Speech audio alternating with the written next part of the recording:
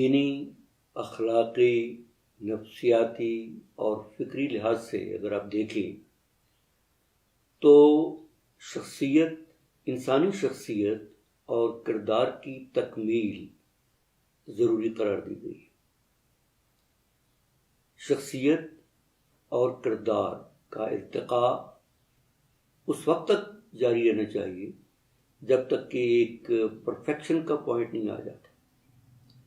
اور چونکہ ہم نے اس سے پہلے یہ دیکھا ہے کہ تصوف اسلام کی ہی ایک داخلی پرت ہے، اور ویسے بھی یہ مذہب سے الگ نہیں ہے اور اسلام سے تو قطعاً الگ نہیں ہے، اور جب ایک پرفیکشن کا پوائنٹ آتا ہے تو پھر بہر صورت اسے دین میں ہی ایک تکمیل، درجہ تکمیل قرار دیا جاتا ہے۔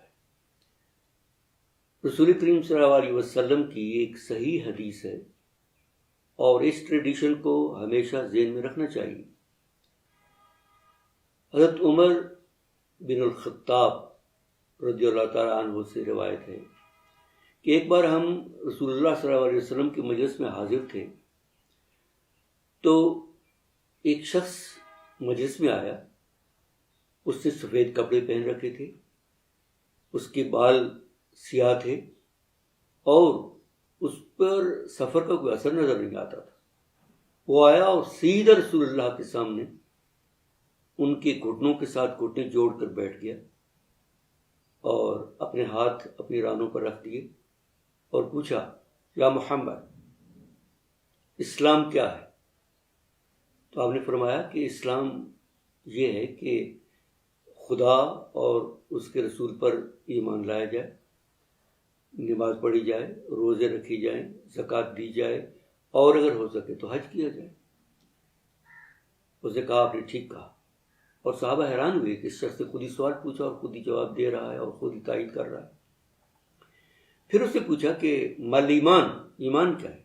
آپ نے کہا کہ ایمان یہ ہے کہ خدا اور اس کے رسول پر ایمان لایا جائے، تمام رسولوں پر ایمان لائیں، تمام کتابوں پر ایمان رکھیں، فرشتوں پر ایمان رکھیں، اور قیامت پر ایمان رکھیں، اور تقدیر پر ایمان رکھیں کہ خیر اور شر سب اللہ تعالیٰ کی طرف سے۔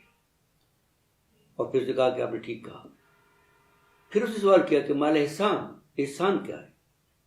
تو آپ نے فرمایا احسان یہ ہے کہ آدمی اللہ تعالیٰ کی عبادت اس طریقے سے کرے کہ وہ خدا کو دیکھ رہا ہے، اور ایسا نہیں تو پھر گویا خدا اس کو دیکھ رہا ہے۔ پھر اسے کچھ قیامت کے بارے میں سوال کیا، آپ نے جواب دیا اور اٹھ کھڑا ہوا اور باہر چلا گیا، جیسے آیا تھا ویسے ہی چلا گیا۔ لوگ دم بخود بیٹھے رہے۔ کچھ خاموشی کے بعد رسول اللہ نے حضرت عمر بن الخطاب رضی اللہ تعالیٰ عنہ سے کہا کہ عمر، تمہیں معلوم تھا کہ وہ کون تھا؟ انہوں نے کہا جی اللہ اور اس کا رسول بہتر جانتے ہیں۔ تو آپ نے فرمایا وہ جبریل تھے جو تم لوگ کو تمہارا دین سکھانے آئے تھے۔ تو گویا اس حدیث کے مطابق دین کے 3 مدارج قرار دیے گئے ہیں۔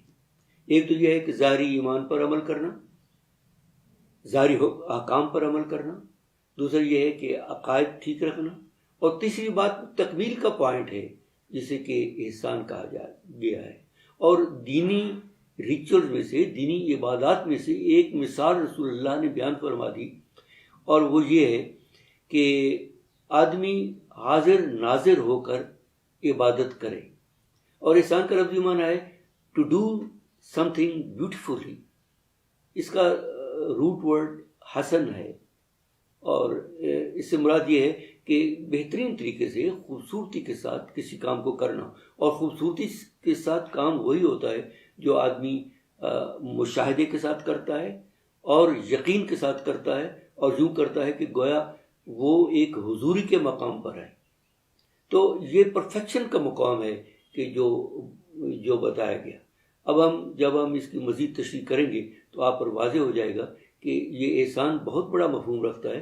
یہ محض عبادت میں نہیں ہے، یہ تمام کاموں میں ہے۔ یہ ہماری تمام لائف کے جتنے کام ہیں، جتنے ایکٹس ہیں، جتنے ایکٹیویٹیز ہیں، ان سب پر محیط ہے۔